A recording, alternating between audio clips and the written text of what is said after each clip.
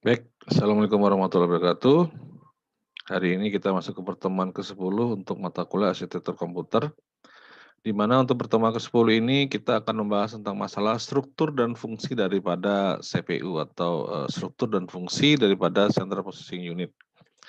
Nah, pada pertemuan sebelumnya sudah pernah saya jelaskan juga ya, tentang struktur dan fungsi daripada CPU ya. Nah, dan untuk pertemuan ke-10 ini kita lebih detail ya tentang pembahasan tentang struktur struktur ini ya. Yang pertama adalah organisasi daripada prosesor. Hal-hal yang perlu dilakukan oleh CPU, yang pertama adalah fetch instruksi atau dia mengambil instruksi. Kedua, instruction ya, menerjemahkan instruksi yang diambil tadi ya. Kemudian dia melakukan fetch data, mengambil data, kemudian proses data atau mengolah data, yang terakhir adalah write data atau menulis data. Jadi ada 5 poin yang dilakukan oleh CPU. Kemudian, agar dapat melakukan hal-hal di atas, maka CPU perlu menyimpan data untuk sementara waktu. CPU harus dapat mengingat lokasi instruksi terakhir sehingga CPU akan dapat mengambil instruksi berikutnya. CPU perlu menyimpan instruksi dan data untuk sementara waktu pada saat instruksi sedang dieksekusi. Jadi dia ada suatu penyimpanan yang kecil ya untuk transit data sehingga data tersebut kalau seandainya dibutuhkan maka akan dikirimkan lagi. Dengan kata lain, CPU memerlukan memori internal berukuran kecil. Nah, kalau kita lihat di sini ini adalah gambaran daripada proses yang terjadi ya dalam suatu proses pengambilan instruksi tadi. Ya. Oke, nah yang kedua adalah organisasi register. Register dalam CPU memiliki dua fungsi. Yang pertama adalah user visible register, yang kedua adalah control and status register. User visible register itu adalah register yang dapat direferensikan dengan menggunakan bahasa mesin yang dieksekusi atau di-compare dengan eksekusi yang ada di CPU. Kemudian user visible register juga terdiri daripada general purpose ya, di mana di sini dapat berisikan operan sembarang opcode. Data hanya dapat dipakai untuk menampung data, sedangkan alamat dapat digunakan untuk mode pengalamatan tertentu, kode-kode kondisi flags, bit-bit yang setel perangkat keras CPU sebagai hasil daripada operasi. Nah, yang selanjutnya adalah yang contoh dan status register, di mana register-register yang digunakan oleh unit kontrol untuk kontrol operasi CPU dan oleh program sistem operasi untuk mengontrol eksekusi daripada program. Nah, terdapat 4 buah register yang penting. Yang pertama adalah yang tadi pada pertemuan sebelumnya saya sudah menjabarkan juga ya. Yang pertama adalah program counter atau PC. Ini berisikan alamat instruksi yang akan diambil. Yang kedua adalah instruksi register atau IR. Ini berisikan instruksi yang terakhir diambil. Yang ketiga adalah memory address register atau MAR. Ini berisikan alamat sebuah lokasi dalam suatu memori. Yang keempat adalah memory buffer register atau MBR. Ini berisikan sebuah word data yang akan dituliskan ke dalam memori atau word yang terakhir dibaca oleh prosesor. Nah, selanjutnya adalah namanya program status word atau PSW ya. Semua rancangan CPU mencakup semua register atau sekumpulan register, seringkali disebut dengan program status word atau PSW. Ini berisikan informasi status. Statusnya apa? Macam-macam, ready, not ready, dan sebagainya ya. Itu biasanya PSW berisikan kode kondisi informasi status lainnya. Common fields atau flag meliputi hal-hal sebagai berikut. Ada sign, ini berisikan bit tanda hasil operasi aritmatika yang terakhir. Kemudian zero ya, itu di-setel bila hasil sama dengan 0. Kemudian carry di-setel apabila operasi yang dihasilkan di dalam suatu carry atau penambahan ke dalam bit yang lebih tinggi atau borrow atau pengurangan dari bit yang lebih tinggi. Kemudian equal ya, di-setel apabila hasil pembandingan lokasinya sama ya, balance gitu ya. Kemudian overflow itu digunakan untuk mengindikasikan overflow aritmatika. Kemudian interrupts enable atau disable itu digunakan untuk mengizinkan atau mencegah interupsi, enable, disable ya. Jadi 1, 0 ya sama seperti itu ya. Kemudian supervisor itu mengindikasikan apabila atau apakah CPU sedang mengeksekusi dalam mode supervisor atau dalam mode user ya. Dia melihat kondisinya di supervisor atau di mode user gitu loh ya. Selanjutnya adalah siklus instruksi. Ada namanya proses tak langsung ya, di mana eksekusi sebuah instruksi melibatkan sebuah operan atau lebih di dalam suatu memori yang masing-masing operannya memerlukan akses memori. Apabila digunakan pengalamatan tak langsung, maka diperlukan akses memori tambahan. Ya.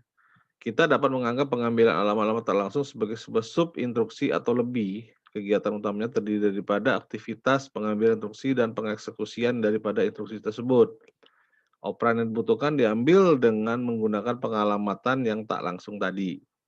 Setelah eksekusi dilakukan, interupsi dapat diperoleh atau diproses sebelum mengambil instruksi yang berikutnya.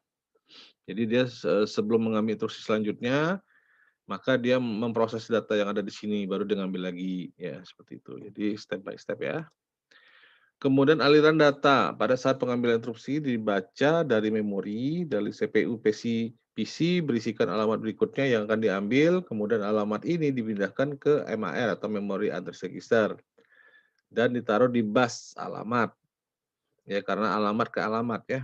Kemudian unit control meminta pembacaan memori dan hasilnya disimpan di bus data dan disalin ke memori buffer register, kemudian diproses lagi atau ditransfer lagi ke IR, instruksi register.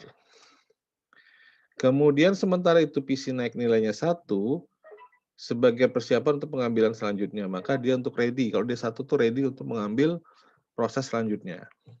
Bila siklus pengambilan telah selesai, unit control memeriksa isi daripada instruksi register atau IR untuk menentukan apakah IR tersebut operan spesifiernya yang menggunakan pengalamatan tak langsung. Apabila berisi operan maka dilakukan suatu siklus tak langsung. Kemudian yang selanjutnya adalah pipeline instruksi. Efisiensi daripada sebuah sistem komputer dinilai berdasarkan kecepatan perangkat kerasnya, pasti ya. Sedangkan kita mau membeli suatu perangkat laptop itu yang salah satu pertimbangannya adalah kecepatan daripada perangkat tersebut. Ya. Kemudian apalagi fasilitas ya, gitu.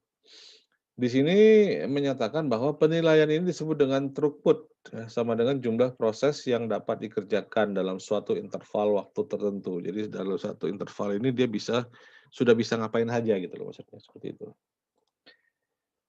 Salah satu teknik yang mendorong peningkatan suatu sistem throughput yang cukup hebat disebut sebagai proses pipeline. Ya, pemrosesan pipeline ini dalam suatu komputer diperoleh dengan membagi suatu fungsi yang akan dijalankan menjadi beberapa sub fungsi yang lebih kecil dan merancang perangkat keras yang terpisah atau stack untuk setiap sub fungsinya.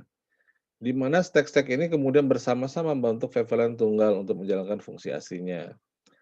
Kemudian pada semua baris perakitan industri, efisiensi suatu pipeline dapat berkurang jauh akibat suatu bottleneck. Bottleneck ini dia merupakan suatu kemacetan data ya. Jadi dia sini seperti botol kecap ya. Botol kecap itu lehernya sempit, tetapi badannya besar. Jadi proses penyempitan data atau kemacetan datanya ada di botol, pertemuan antara botol dengan badan badan botol tersebut, leher dengan badan botol tersebut. Gitu. Nah, bottleneck terjadi sewaktu pemrosesan pada suatu stack menghabiskan waktu yang lebih lama dari stack yang lainnya karena macet tadi. Ya. Karena itu idealnya kita menginginkan pada semua stack menghabiskan waktu yang sama. Untuk menyamakan waktu yang diperlukan pada setiap stack, maka stack tersebut harus disinkronisasikan. Dapat dilakukan dengan menyisipkan kunci-kunci sederhana atau stack-stack yang tersebut. Kemudian efisiensi daripada pipeline. Suatu fungsi pipeline hampir selalu lebih baik daripada fungsi non-pipeline. Ya, jadi kita menggunakan fungsi dari pipeline itu lebih baik daripada non-pipeline-nya. Namun pada kenyataannya harga pipeline tersebut sangat mempengaruhi kapan dan apakah fungsi yang di-pipeline-kan lebih baik atau tidak. Beberapa penyebab harga pipeline yang pertama adalah tambahan kunci, perangkat keras yang dibutuhkan, kendali yang diperlukan untuk penjadwalan input tersebut, waktu yang dihabiskan oleh data dalam latch untuk menyesuaikan diri dengan suatu penangguhan clock atau detak yang seragam, jumlah rata-rata input yang tersedia. Nah, di sini adalah klasifikasi pipeline. Yang pertama adalah klasifikasi fungsi, ya. Pipeline aritmatika, sama dengan proses segmentasi fungsi dari ALU dari sistem yang muncul dengan dalam kategori. Kemudian proses fetch pada instruksi tidak akan dimulai sampai eksekusi tidak akan dimulai sampai eksekusi instruksi sebelumnya selesai. Jadi dia tidak akan memulai suatu eksekusi apabila eksekusi sebelumnya itu belum selesai. Untuk mempermainkan fungsi ini, instruksi-instruksi yang berdampingan di-fetch dari memori ketika instruksi yang sebelumnya didekodekan dan dijalankan. Proses pipeline instruksi ini disebut dengan instruction. Ya. Kemudian ada pipeline prosesor, ya, di mana ini merupakan prosesor aktual yang di-latch dan latch-latch saling berbagi memori antara prosesor tersebut, maka pipeline ini disebut sebagai pipeline prosesor. Ya. Kemudian yang keempat adalah register-register prosesor Pentium. Nah, ini kalau kita lihat nanti kalian bisa baca juga ya. Ini gambaran unit daripada integer, di mana di sini ada tabelnya ya, general, segmen, flag, pointer, instruksi, dan lain-lain. Ini adalah unit floating point-nya, ya. Ada jenis, ada jumlah, ada panjang, ya, satuannya bit, ada kegunaannya, dan seterusnya. Baik, mungkin itu aja untuk pertemuan ke-10 hari ini, mata kuliah arsitektur komputer. Akhir kata saya ucapkan terima kasih. Wassalamualaikum warahmatullahi wabarakatuh.